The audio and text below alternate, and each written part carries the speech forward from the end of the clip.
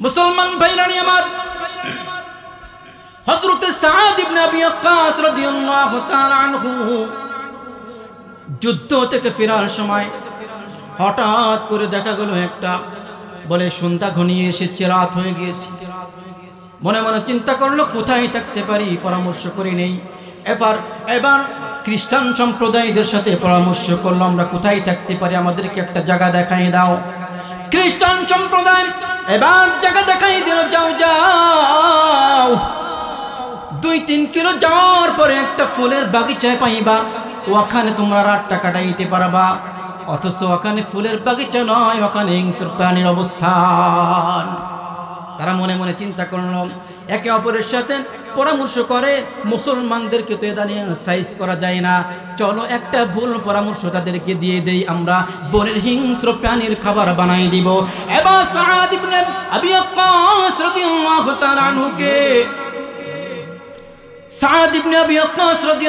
তাআলা আনহুকে ডেকে বলে, সাদ রে যাও যাও, একটু দূর যাওয়ার পরে দেখবা একটা ফুলের বাগিচা আছে, ওখানে অবস্থান করতে পারবা। হযরত সাদ ইবনে আবি ওয়াক্কাস রাদিয়াল্লাহু তাআলা আনহু সাহাবায়ে কিরামকে নিয়ে রওনা করেছে। একটু দূর আগানোর পরে দেখে হিংস্র প্রাণী দেখা যায়, বাঘ দেখা যায়, ভাল্লুক দেখা যায়। এবার সাহাবায়ে কিরাম কানাকানি শুরু করেছে, আরে খ্রিস্টান সম্প্রদায় আমাদেরকে ভুল পরামর্শ দিয়েছে। এই কানাকানি করতে করতে আওয়াজটা হযরত সাদ ইবনে আবি ওয়াক্কাসের কানে পৌঁছায় গেল। সাদ ইবনে আবি ওয়াক্কাস ডেকে বলে, সমস্যা নাই, সামনে আগাই যাও। আল্লাহু আকবার, আল্লাহু আকবার। সামনে যখন আগাই গিয়েছে, এবার ওই সাহাবায়ে কিরামকে ডেকে বলে, সাহাবীরা রে একটা উঁচু মঞ্চ বানায় দাও। সাহাবীরা মনে মনে চিন্তা করলো, উঁচু মঞ্চের উপর দাঁড়াইয়া বুঝি আমাদেরকে সতর্ক থাকার জন্য আহ্বান করবে। উঁচু মঞ্চ বানানো গেলাম, উঁচু মঞ্চের উপর দাঁড়াইয়া হযরত সাদ ইবনে আবি ওয়াক্কাস রাদিয়াল্লাহু তাআলা আনহু বলে, ইয়া সিবাহাল গাবা, অন্য বর্ণনা এসেছে ইয়াতুগাল হাশারাত, হে বনের হিংস্র প্রাণীগণ, ইস্তামিউ লিকাওনি, আমার কথাগুলো তোমরা ভালো করে শ্রবণ করো, আমার কথাগুলো তোমরা ভালো করে শ্রবণ করো। আমরা কিন্তু সাধারণ কোনো মানুষ না, নাহনু আসহাবি মুহাম্মাদিন সাল্লাল্লাহু আলাইহি ওয়াসাল্লাম, আমরা কিন্তু রাসূলের সাহাবী। ফাইন্না নাজিলুনা ফিহা, আজকে আমরা এই বাগানে অবস্থান করেছি, অবতরণ করেছি, আজকে রাতটা আমরা এখানে কাটাইতে চাই। উখরুজি মিন হাযিহিল গাবা, আজকে রাতের জন্য তোমরা এই বাগানটা খালি করে দিয়ে বের হয়ে চলে যাও। দেখুন তো মুসলমান কারে থ্রেট দেয়, হিংস্র প্রাণীর জঙ্গলের ভিতর ঢুকে এবার বাঘ ভাল্লুককে ডেকে বলে, উখরুজি মিন হাযিহিল গাবা, বাগানটা খালি করে দিয়ে তোমরা বের হয়ে চলে যাও। এখানে শেষ না, হযরত সাদ ইবনে আবি ওয়াক্কাস রাদিয়াল্লাহু তাআলা আনহু বলেন, ফাইন ওয়াজাদনা বা'দু কাতালনা, আমার এই ঘোষণার পরে যদি কোনো হিংস্র প্রাণী দেখা যায়, বাঘ দেখা যায়, ভাল্লুক দেখা যায়, আমি কিন্তু তাকে হত্যা করে ফেলবো। বাঘের সামনে দাঁড়ায় বলছে, এখান থেকে বের হয়ে চলে যায়, আমরা রাসূলের সাহাবী, যদি বের না হও, যদি আমার ঘোষণার পরে একজনকে দেখা যায় তাহলে কিন্তু আমি তাকে হত্যা করে ফেলবো। ফাইন ওয়াজাদনা বা'দু কাতালনা। এবার সাহাবায়ে কিরাম বলেন, হযরত সাদ ইবনে আবি ওয়াক্কাস এই ঘোষণার পরে আমরা দেখলাম হিংস্র প্রাণী এক কাতারবদ্ধভাবে একদম ছাড়ি দিয়ে দিয়ে এই বাগান খালি করে দিয়ে বের হয়ে চলে যায়। এখানেই শেষ না, সাহাবায়ে কিরাম বলেন, আমরা দেখলাম যে হিংস্র প্রাণী মাত্র বাচ্চা প্রসব করেছে, ছোট বাচ্চা হাঁটতে পারে না, গানে কামড় দিয়ে ওই বাচ্চাকে নিয়ে বাগান খালি করে দিয়ে চলে যায়। মুসলমান ভাইরানি আমার,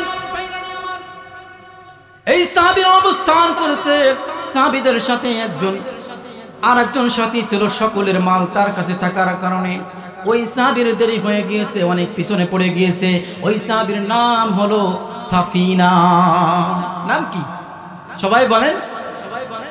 ঘটনা আছে সামনে, এই জন্য বলাচ্ছি। সাহাবীর নাম কি? সাফিনা। এই সাফিনা, সাফিনা অর্থ পানির জাহাজ। সাফিনা অর্থ কি?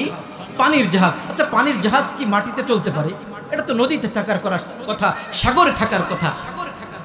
হঠাৎ করে একদিন নবী আমার দেখেন সব সাহাবীরা চলে এসেছে, একজন ব্যক্তির ঘাড়ে অনেক মাল সামানা দেখা দেয়, সে আস্তে আস্তে করে হাঁটে আসে। তো নবী আমার বলে, আরে সাফিনা তো পানিতে চলে, কিন্তু দেখছি আমার সাফিনা দেখছি পানির উপরে হেঁটে আসে। তো এই আওয়াজটা ওই সাফিনার ওই সাহাবীর কানে পৌঁছে গিয়েছে। এবার ওই সাহাবী অন্য সাহাবীদেরকে ডেকে বলেন, এই আমার নবী আমাকে কি বললেন? তো সাহাবীরা বলে, তোমার নবী তোমাকে সাফিনা বলেছে। ওই সাহাবী বলেন, নবী যে তোমাকে সাফিনা বলেছে, আমার আসল নামটা তোমরা ভুলে যাও, আমার আসল নাম তোমরা ভুলে যাও, আজকে থেকে তোমরা আমাকে সাফিনা নামেই সম্বোধন করবা, যাতে কিয়ামত পর্যন্ত যত আনেওয়ালা উম্মত আসবে তারা যেন আমাকে সাফিনা নামেই চেনে। মুসলমান ভাইরানি আমার, ওই সাফিনার দেরি হওয়ার কারণে পিছনে পড়ে গিয়েছে। হঠাৎ করে দেখেন একটা বাঘ দেখা যায়, সামনে চলে এসে আক্রমণ করবে, খেয়ে ফেলবে। এবার ওই সাফিনা ডেকে বলে, আমাকে আমার সামনে দাঁড়ায় বলে, সাফিনা ডেকে বলে, দাঁড়াই যাও, আমি কিন্তু সাধারণ মানুষ না, আমি কিন্তু রাসূলের একজন সাহাবী। দেখুন আমার ঘাড়ে অন্য সাহাবীদের মান সামানা থাকার কারণে আমি পিছনে পড়ে গিয়েছি, আমার একাকিত্বের কারণে। এই সুযোগে যদি আমাকে তুমি খেয়ে ফেলো তাহলে কিন্তু এই সামানাগুলো পৌঁছাইতে পারবো না, রাসূলের সাহাবীরা বড় কষ্ট পেয়ে যাবে, তারা কিন্তু রাসূলের সাহাবী, আমাকে কিন্তু তুমি খেও না।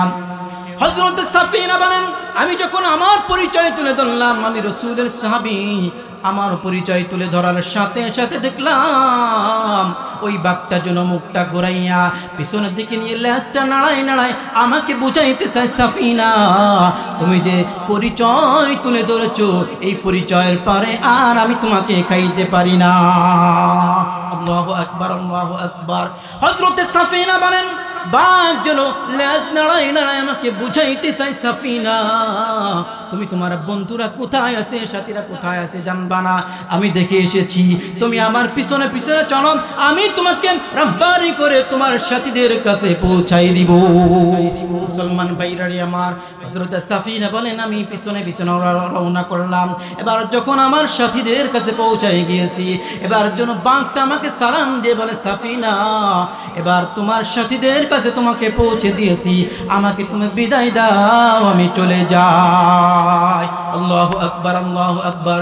এই জন্য আল্লাহ পাক বলেন, হুয়াল্লাযী খালাকা লাকুম মা ফিল আরদি জামিআ সুম্মা ইসতাওয়া ইলাস সামাই ফাসাওয়াহুন্না সাবআ সামাওয়াত ওয়া হুয়া বিকুল্লি শাইইন আলীম। আল্লাহ পাক রব্বুল আলামিন জানাই দেয়, বান্দা তুমি যদি আমি আল্লাহ পাক রব্বুল আলামিনের প্রকৃত পক্ষে গোলাম হয়ে যেতে পারো, যদি বান্দা আমার গোলাম হতে পারো, তা পৃথিবীতে যত মাখলুক আছে আমি আল্লাহ পাক রব্বুল আলামিন তোমাদের গোলাম বানাই দিই। কিন্তু আমরা গোলাম হতে পারি না, আমরা গোলাম হতে পারি নাই। এই জন্য আমাদের কথা মানুষও শোনে না, হিংস্র প্রাণী তো দূরের কথা, সন্তান তো বাবার কথাই শুনতে চায়, বাবার কথাই তো সন্তান শোনে না। আর আমরা এমন বাবা, সন্তানকে বুঝাইতেও পারি না, কিভাবে সন্তানের সাথে কথা বলতে হয় এটাও জানি না।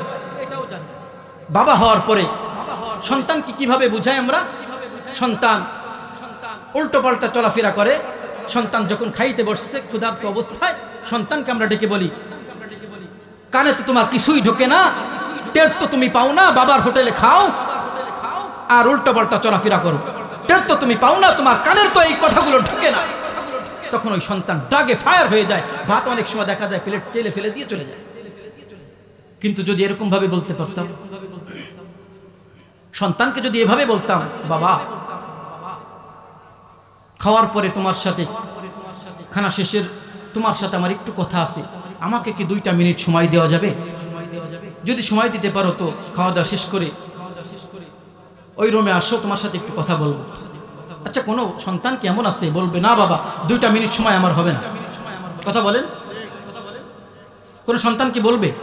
সন্তান যখন আসবে, বাবা যদি তাকে বলে যে বাবা, সন্তানকে যদি সম্বোধন করে বলে, বাবা তুমি যখন দুনিয়াতে আসছিলা তা জানো আমি 10 কেজি 20 কেজি জিলাপি কিনে, মিষ্টি কিনে নিয়ে মানুষকে বিতরণ করেছি, মসজিদে দিয়েছি, বড় খুশি হয়েছিলাম। তোমার নানু ভাই, তোমার নানা ভাই অনেক খুশি হয়েছিল, তোমার দাদারা অনেক খুশি হয়েছিল, তো তোমার আপনজন অনেক খুশি হয়েছিল, তোমাকে বড় মহব্বত করি আমরা চাই সারা জীবন তোমাকে মহব্বত করতে, ভালোবাসতে। কিন্তু বাবা তুমি যেভাবে চলাফেরা শুরু করেছো, এভাবে চলাফেরা করলে তো মানুষ খারাপ বলবে, তুমি একটু ভালো হয়ে যাও, তুমি একটু ভালোভাবে চলাফেরা করো, তুমি মদ ছেড়ে দাও, গাঁজা ছেড়ে দাও, আচ্ছা বলেন তো, এভাবে যদি একটু বুঝাই শুনে বলি তো সন্তান কি বলবে যে না দূর আমার বাবা কি বলছেন শুনবো না? কথা বলেন, শুনবে কি শুনবে না? অবশ্যই শুনবে। কেন? বাবা বুঝাই বলতে পেরেছে, বলতেও পারি না, সন্তানকে বুঝাইতেও পারি না, এই জন্য সন্তান কথা শোনেও না।